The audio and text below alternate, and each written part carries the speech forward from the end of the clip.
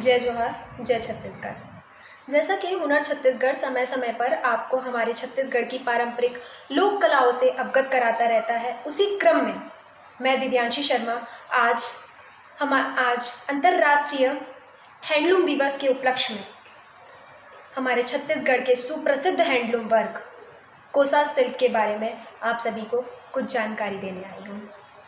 कोसा, कांसा और कंचन की नगरी चांपा। चांपा सबसे बेहतरीन क्वालिटी के कोसा सिल्क के लिए पूरे दुनिया में मशहूर है। आश्चर्यजनक बात यह है, जो सिल्क पूरी दुनिया में एक्सपोर्ट किया जाता है उसकी बनावट चांपा जैसे छोटे से ज़िले में होती है। सिल्क पूरे विश्व में 4 प्रकार का होता है: मूंगा, पेरी, मलबरी और टसर सिल्क। और भारत ही एकमात्र देश है जहां पर ये चारों प्रकार के सिल्क पाए जाते हैं। और इन सभी सिल्क में सर्वश्रेष्ठ टसर कोसा सिल्क को ही माना जाता है। कोसा सिल्क का कार्य केवल दिव्यांगन समुदाय द्वारा ही किया जाता है, जिसमें पूरा परिवार एकजुट होकर कार्य करता है। पति, पत्नी, बच्चे सभी कलात्मकता में कोई भेदभाव नहीं। यहाँ शुरू होता है टसर कोसा का सफ़र। एक ऐसी परंपरा, एक ऐसा रिवाज जो सिर्फ यहाँ की औरतें ही करती हैं। यह देखना बेहद आश्चर्यजनक है कि आज के इस मॉडर्न टेक्नोलॉजी के ज़माने में यहाँ आज भी धागे की स्पिनिंग औरतों की थाई पर होती है। पर यह है यहाँ के ट्रेडिशन, यह है यहाँ की प्रथा। और क्या आप जानते हैं, हर एक कुकून से 1 से 2 यान सिल्क बनता है, जिसकी लंबाई 1000 से 1200 मीटर होती है। काम बारीकी का है, सब्र का है। और क्या आपको पता है सिल्क को क्वीन ऑफ टेक्सटाइल क्यों माना जाता है? टसर कोसा इतना प्रसिद्ध है कि अब इसे बड़ी तादाद में बनाया जाता है एक्सपोर्ट के लिए। चांपा का टसर कोसा कोर कंट्रीज़ में काफ़ी प्रसिद्ध है। किसे विश्वास होगा कि इसकी शुरुआत एक कैटरपिलर से हुई, एक कीड़े से हुई। एक कीड़े से हुई इस कहानी कोसा की शुरुआत। कुकून के कीड़े पेड़ों की पत्ती खाकर बड़ा होता है और एक वक्त के बाद यह खुद में खुद को कैद कर लेता है।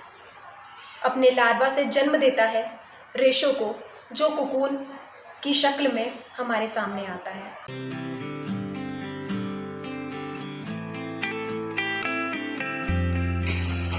इस ककून को हम कुकर में सोडा डाल के उबालते हैं। उबालने के बाद इसको जो है कि पूरी धागा ये अलग अलग हो जाता है। तो पहले इसको हम छीलते हैं। छीलने के बाद लास्ट में एक धागा निकलना शुरू कर देता है। एक धागा निकलेगा तो हम चरखे पर उसको लगा देंगे। और जिस तरह का हमको मोटा पतला धागा चाहिए उसके हिसाब से हम 8 ककून, 6 ककून, 4 ककून, साड़ी बनाना है तो 4 ककून, शर्ट बनाना है, कुर्ता बनाना है तो उसके लिए हम 8 का औसत रखते हैं, उसकी बुटाई करते हैं। फिर ये बुनकर को जो है कि बुनाई के लिए दे देते हैं। जैसा ककून है, लेकिन औसत है इसका अनुमान कि 900 मीटर तक जैसा बड़ा ककून रहेगा, 8 से 900 मीटर तक बनता है। तो 20 साल से हो ही गया। अंदर तो हमको ये अच्छा है कि जैसे हम रहने लगे, हमारे बच्चे पढ़ने लगे, अब हम भी रोज काम करने लगे तो हमको भी पैसा मिलने लगा। अब पहले से बहुत गांव से पहले यहाँ से यहाँ आ गए तो सुधार हो गया, बच्चे हमारे पढ़ लिए। लकड़ी के ढांचे से बने हैंडलूम में जैसा कपड़ा बनाना है उसके अकॉर्डिंग लगाया जाता है ताना और बाना। झीनी झीनी बीनी रे चंदरिया, काहे का ताना काहे की बरनी, जस की तस धर धीनी रे चंदरिया। कबीरदास की इन पंक्तियों में संसारिक दुख और सुख के ताने बाने पर बात की गई है, जिसके आधार पर हमारी ज़िंदगी चलती है। उसी तरह धागे और रेशों के ताने बाने से चांपा के बुनकरों की ज़िंदगी चलती है। के छोटे से गांव से जिस टसर कोसा का सफ़र शुरू होता है, पेरिस और मिलान के कई फैशन शोज़ में जाकर यह सफ़र पूरा होता है। बिल्कुल गोल्ड की तरह सिल्क जाना जाता है अपनी प्योरिटी के लिए। टसर कोसा तो जान लिया और साथ में यह भी जान लिया, इस समुदाय संगठन में प्यार है, साथ में मेहनत है, सब साथ में टसर कोसा का निर्माण करते हैं। कितना मजबूत है ना ये रेशम का धागा, जो इस पूरे संप्रदाय को एक साथ बांध कर जोड़ कर रखता है। उसी तरीके से आप भी जुड़े रहिए हमारे साथ हुनर छत्तीसगढ़ के साथ। जय जोहार, जय छत्तीसगढ़।